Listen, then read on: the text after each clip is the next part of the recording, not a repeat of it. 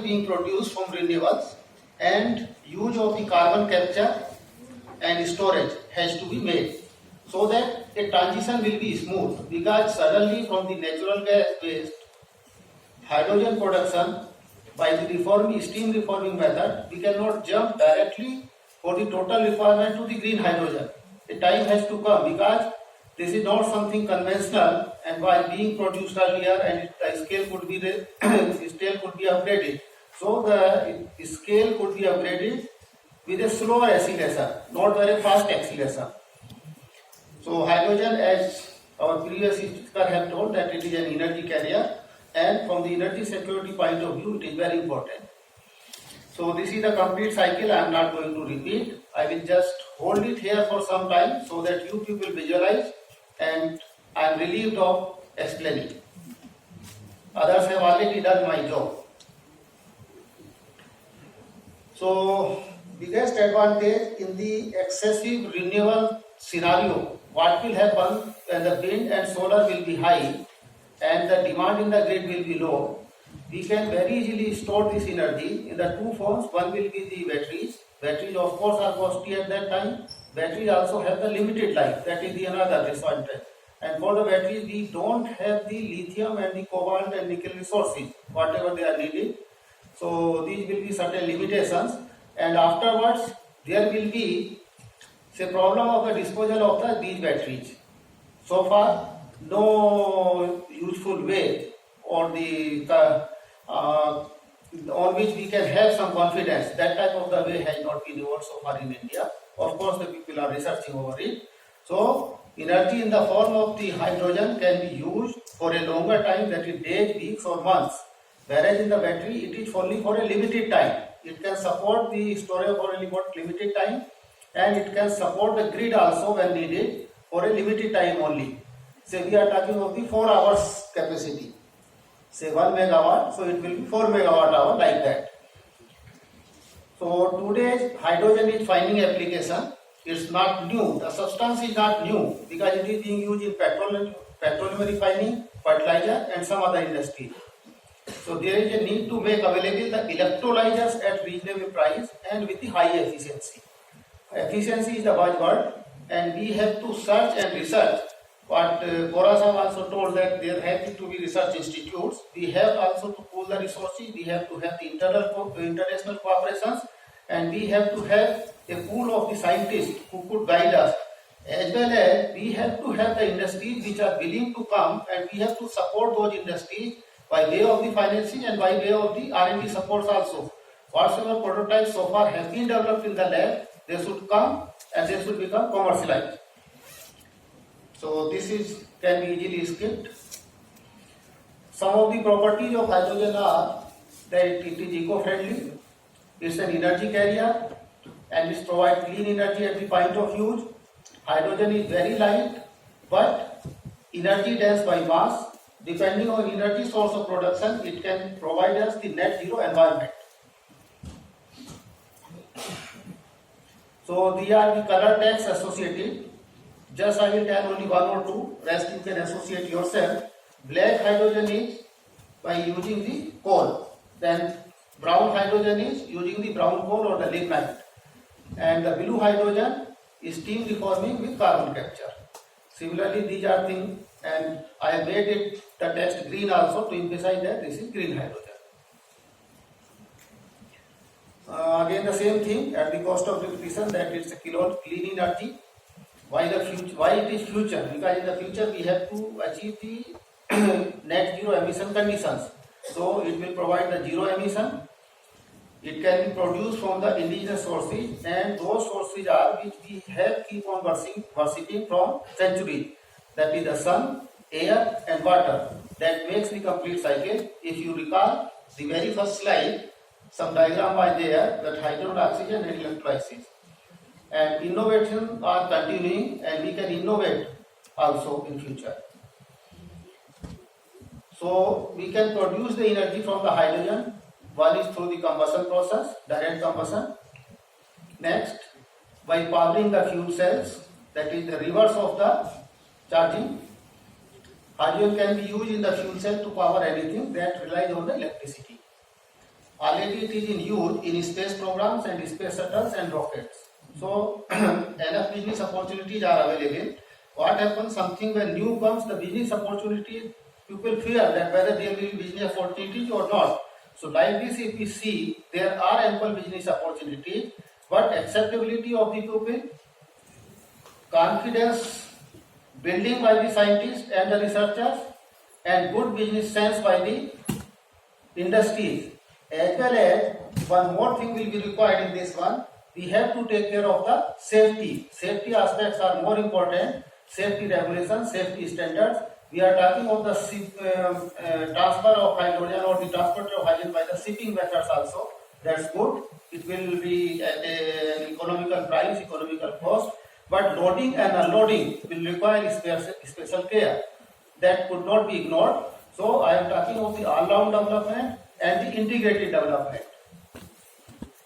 This is the market size. Other people have also told. So far, water electrolysis is less. Obvious reason that it is costly at present. This is again that fuel cycle that hydrogen can be produced by using the renewable energy through the electrolysis method, and through some transformation it could be stored and then used in many other industries. Fuel cell is just simply this particular reaction of hydrogen and oxygen. This is in the diagrammatic form.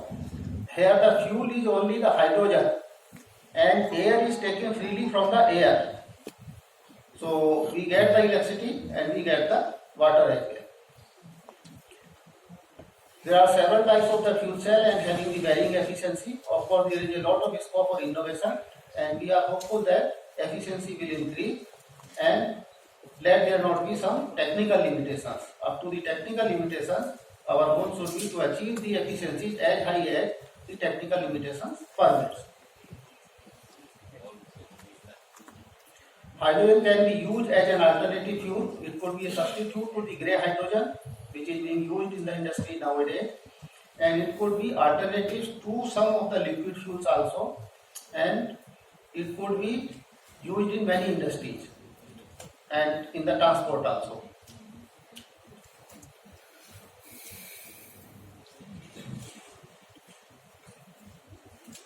Another application there, see, we are talking of the 500 gigawatt non-fossil based energy. Lot of fluctuation, intermittency and seasonal variations will come. So what challenge the electricity sector is facing when we find the applications of this renewable energy or also the conventional energy, lot of transmission lines have to be built for transporting the power from the source to the generation or the load center. So what is happening, there are right of way problems and many other problems, as well as the lot of investment is also required. So what could be done, like the suggested model which comes to my mind is the Kutch area, where a large scale renewable will be there. The hydrogen could be produced there, and by other means of transportation this can be transported in the form of the energy. So in that way you are just transferring your renewable energy without using the lines to the point of use. In off-grid applications, the fuel cell can be developed. There are some of the areas, remote areas, particularly the hilly areas at the top of the hills, where it is not advisable to take the conventional grid lines, and also it is very difficult and challenging. So there the small fuel cells of the required capacity could be installed, they could be stacked, and the area could be electrified. When they run down of the fuel could be recharged. This is the off-grid application, that is the development of the microgrid supporting the conventional grid also. There are certain advantages of generating the electricity by using the hydrogen. That is, it does not emit any emission. So this gives the 100% pure electricity. So there are some challenges. High cost. I won't take more than 2 minutes. High cost. Cost of the hydrogen is high. Hydrogen storage is a problem. Transportation also requires skill. I will say skill also. Cost, competency, safety, and the skill also. Use of hydrogen in fuel cell requires catalyst, which is platinum. Of course, very costly. Madam has just told that how much platinum requirement will be there for a particular total size of the generation facility. Non-availability of the proper standards, regulations and supports. So international collaboration will help and the best practices will help, because hydrogen is hydrogen only everywhere, and same safety requirement will be there whatever the safety requirement will be in India, except the ambient temperature in India may be high. We have to invest in the special metals also, so that we are able to get the pressure, high pressure cylinders which could accommodate the 700 bar pressure which is required for transportation of hydrogen. Mission innovation and clean energy initiative need to be strengthened so that we can develop and we can pool the resources. There will be some infrastructure requirement for the refueling, large-scale manufacturing processing, and support infrastructure. We also need trained personnel, disaster recovery systems also. I should have highlighted this. Disaster recovery systems also we should have when we are taking a long lead. So let me come directly to these some key facts, and then next one slide is there. This is showing about the costing. These data have already been shown to you that 1 kg of the hydrogen can produce about 39 or 40 units of the electricity, but it requires 9 liters of fresh water. And desalination of the water is one of the options. On that also we have to research and invest, or either this saline water could be directly used or desalination cost come down. So then only the cost of the whole system come down, because water is also a resource and it need to be cared. So estimated cost could be, there are various estimates and various ranges. So 111, 212, etc. all have been told. So we do not know what the future will be, but estimates are that the cost will certainly come down. These are the costs from the cost data taken from different resources, and there are basically steam methane reforming cost. 70 million ton is the world requirement at present, and it fetches a business of about $135 billion. Electrolyzer capacity in the world is limited. This need to be enhanced. A special mission has to be taken, and in the opening speeches also by the chief guest, etc. were told that some PLI scheme is there which will facilitate it.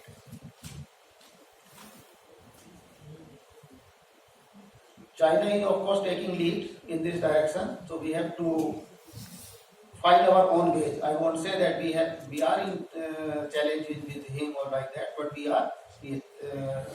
have to devise our own roadmap and our path. So many countries have prepared their roadmap. Germany and Australia specifically. National Hydrogen Mission, Madam told, Vandana Kapoor ji. Then so many organizations of India, they are already into this work, but their work is not visible. That the thing, their work should be visible, and that consortium approach should be taken. And ultimately, this is the last slide for which everybody is waiting. This is something from my end, and since I have been given the responsibility to chair also, so there will be an online presentation from IISc Bangalore. And this I was not knowing earlier, otherwise I could have taken still less time and curtailed the time of others also. So we will be having, I will tell the organizer that they set up for the online presentation by the scientists from the IISc Bangalore. Thank you.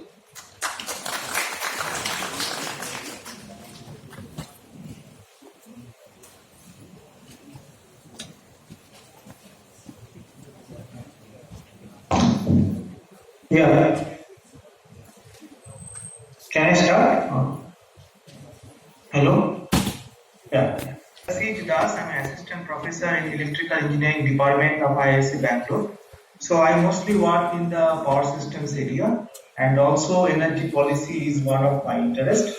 So this I'm mostly looking at this renewable hydrogen for power systems point of view.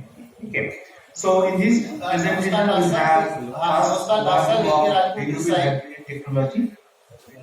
Then we will talk about power system possible applications, then some economical aspects, and then few standards on green or renewable hydrogen. So we know that the advantages of hydrogen energy is locally production is possible. So we don't have to depend on external sources like from importing energy fuels, so that we don't have to do. And you can also extract hydrogen from many possible substances, right? And also you can store it for longer time. Also from specific energy point of view, if we look from the mass based index, so hydrogen contains almost 33.33 kilowatt hour per kg energy, which is much higher when you compare to petrol and diesel, which is approximately 12 kilowatt hour per kg. Okay, and also another advantage is there is a low carbon pathway is possible for hydrogen generation. So now if you look at already we use hydrogen for various industry applications, right? But traditionally it has been fossil fuel based, like coal gasification, natural gas conversion. That has been the traditional approach. But the problem is the byproduct is carbon dioxide, right? So you have to do carbon capture and other things to reduce the impact on environment. The other approach is biomass. You use biomass biogas reforming or methane reforming. Okay. So here also byproduct you get water, electricity, chemicals. Okay. The third approach, which is most promising from futuristic point of view, is water splitting. Right. So you can electrolyze water and then use that as a hydrogen storage, and then you can generate again electricity if you want. Right. So these water splitting technologies are getting more and more attention, and I will focus mostly on this aspect or this technology in this talk. So if we look at the classification of hydrogen based on how much carbon dioxide it gets emitted. So gray hydrogen is the traditional way of generating or producing hydrogen. So coal gasification without carbon capture. So at least 10 kg of carbon dioxide emission per kg of hydrogen. So again, these statistics can vary from place to place. So this I have taken from the paper which you can see below. So this is called gray hydrogen, which is obviously not welcome. And then we have blue hydrogen, by which you can get by natural gas reforming with carbon capture and storage. So this process generates around 1.5 kg of carbon dioxide per kg of hydrogen. And the third one is basically you electrolyze water using renewable sources such as wind, solar, and then you store that hydrogen. So the third approach we call green hydrogen is more climate friendly and is more possibly will be the future way of generating hydrogen. So now hydrogen based power system. So here again I am focusing on green hydrogen. So mostly through water electrolysis process. So typical the system will have this. You will have electrolyzer which will be powered by a DC voltage. You can get it through a DC-DC converter, and there will be external energy source such as wind, solar to power the electrolyzer. The electrolyzer output is hydrogen, which you store the hydrogen, and then whenever you require energy back to the grid, you through fuel cell again you convert the energy, hydrogen to electricity, and through a DC-AC converter, from DC it converts the power to AC, and then you send it back to grid. So now we'll just focus on just basics of these components. First we'll talk about electrolyzer. What is electrolyzer? So electrolyzer is nothing but is through electrolysis process you generate you have electrolytic solution water, so which you break into hydrogen and oxygen, and then you take the hydrogen. So, and for this you apply a voltage. So through electricity, you break the water into hydrogen and oxygen, and for this you need a gas separator. So gas separator ensures that hydrogen and oxygen, they cannot come together again. Okay, so to keep them separated, you use a gas separator. So this is how you generate hydrogen. So there are typical few types of electrolyzers. Among them, the most common is alkaline electrolyzers. So it has good durability, maturity, technology is mature. But the negative side is it has low partial load length and low current density. Proton exchange membranes electrolyzer is becoming more popular. It has good compactness, efficiency. It also respond very fast, but still it is more expensive and the durability is still less. But this is getting attention more and more. The other one is solid oxide electrolyzer. The problem here is you have to operate it at very high temperature, around 700 degree. But the good thing is it consumes very comparatively less electricity. Okay. And it is still not mature and it is not widely commercialized yet. Then we come to the electrolyzer whole system structure. So you basically have an electrolyzer stack where the water splitting will happen, and then once it is splitted, then it will go through gas water separator, and then hydrogen and oxygen will go through a dyeing or purification system, and then you will get hydrogen and oxygen comparatively, right? And you need a pump to pump the water, and you need also a heat exchanger when you have to maintain a particular temperature for the electrolyzer. Okay. So this is the overall structure of electrolyzer system. Now once you have generated hydrogen, now if you want to get back the electricity, so this is you have to do through fuel cell.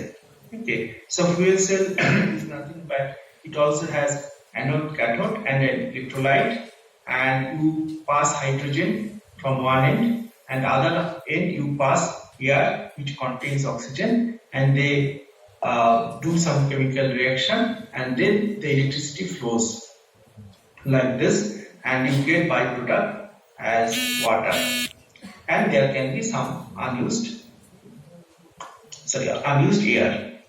Okay, so basic equation again. So hydrogen and oxygen combines, you get water and you get electricity flowing here. Okay. So similarly, if you look at fuel cell types, so again you have proton exchange membrane. So this is again fast startup and widely used in transport and stationary application, but it has expensive catalyst. Similarly, you have solid oxide fuel cell. Operating temperature is very high, and it also has issues with metal corrosion. Then you have alkaline fuel cell, good current response, but mostly used for space application. Then you have molten carbonate fuel cell, so good conductivity and high current density, but it is used only in large scale stationary application due to slow startup.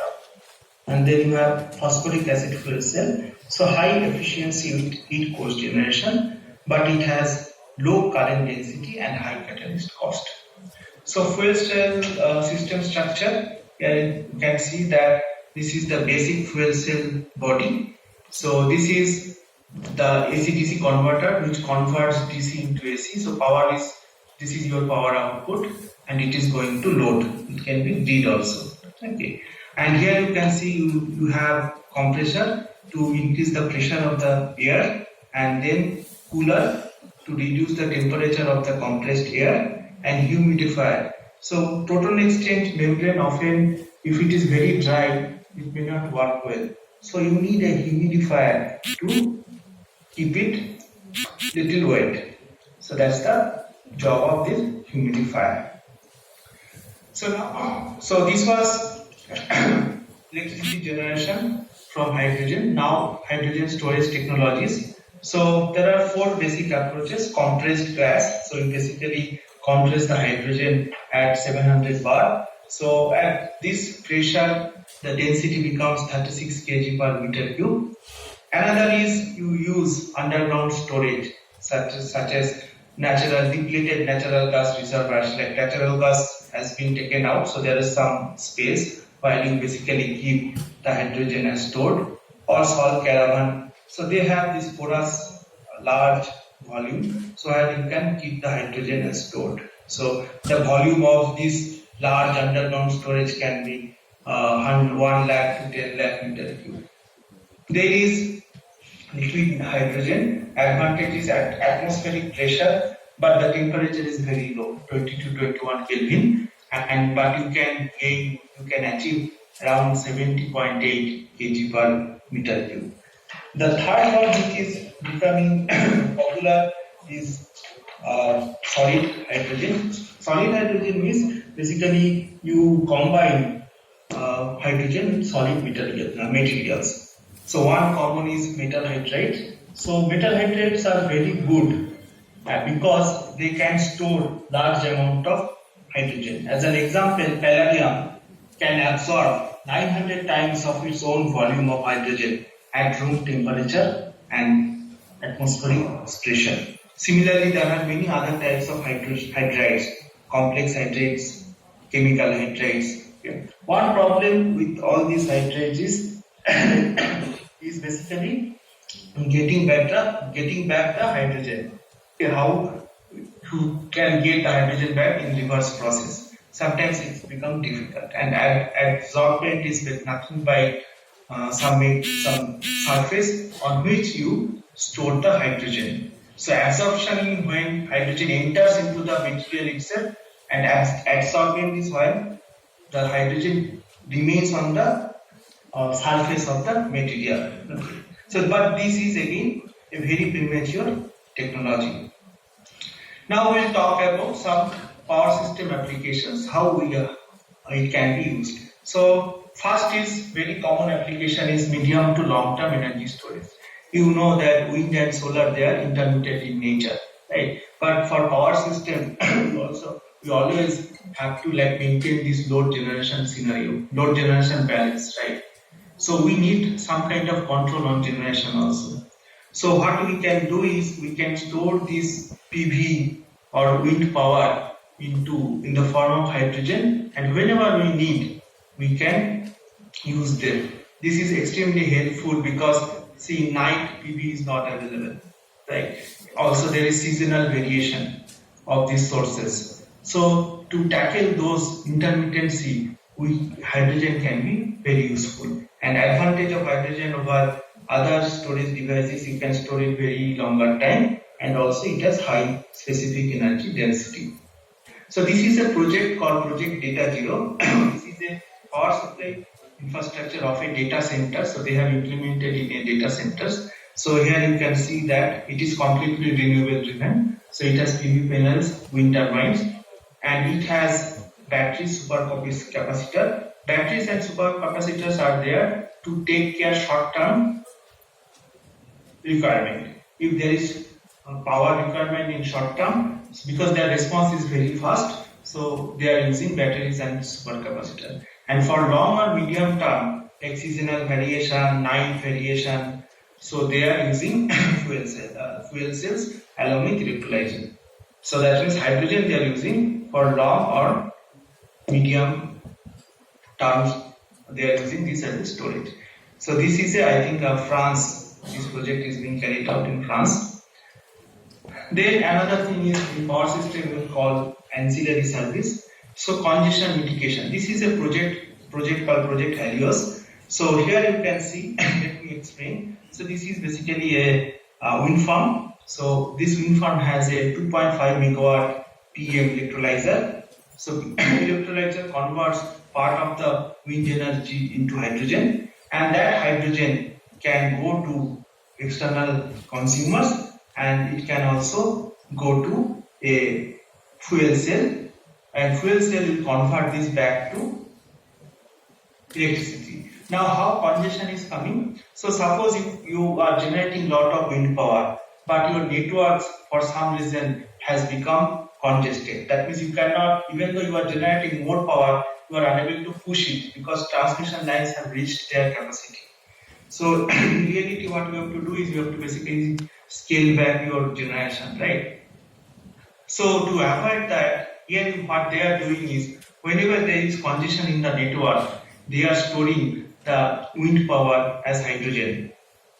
And when the congestion is removed, when they can send more power, they are sending it back. Right. So this approach actually helps in congestion mitigation. Similarly, negative price occurrence in market. Many times renewables, if your generation is very high and demand is low, your price can go negative, electricity price. So what you can do is, if you have this hydrogen based storage system, instead of selling it, the power, you can convert all your renewable energy into hydrogen, and then you wait till the electricity price becomes positive or in a desired level. When it becomes positive, then you convert the hydrogen into electricity and send the power back. Okay. Similarly, frequency regulation in power system, right? In load generation imbalance can cause deviation in frequency. So whenever frequency is low, you can generate power from hydrogen, or whenever your frequency high, then you convert the wind solar into hydrogen and just store it. Similarly, you can do voltage support. Another interesting thing is black start. See, black start means a blackout has happened in power system, there is no electricity available. So currently your synchronous generator based coal power plants, they start using some diesel, so that is called black start. But suppose you have PV, and if the source is not available, suppose it is night, how will you black start? And in future, if you have lot of PV and wind in your system, you need to have the black start capability. So in that case, this hydrogen-based approach can also help, so that you can keep this energy stored in hydrogen. Whenever black start is required, you use that hydrogen energy through fuel cell to black start your power system. So another application, so that was energy storage, and the next is power to gas. So again, we'll talk about the same project Helios. So there, what they are doing is they are converting the wind and solar into hydrogen, and then they are pushing the hydrogen into the gas network. Right? So now the consumer can get gas if they are applying gas for their purpose, or some of the gas can be used for electricity generation. So this gives you an opportunity to use this system for various applications. Similarly, you can look at other projects going on in this power to gas, like project Canvas, project Jupiter 1000. So all these basically hydrogen related projects are mostly going on in Europe. Hydrogen. Then you can also co and trigeneration. Co-generation is nothing but when you generate electricity. So here you can see the electrolyzer output go to a fuel cell, and you generate electricity and heat together, and it goes to your thermal loads. And trigeneration is, along with heat, you also generate some cold for chilling loads. Okay, so you can see electrolyzer output is going to chillers, and you are creating basically cold. So this is called trigeneration. So you can also achieve that in this using this hydrogen based solution. Now another interesting thing is transportation. So we know that there is a talk about fuel cell vehicle and ship. Ship is extremely important because currently they are run by fossil fuels only, and you cannot depend on PV on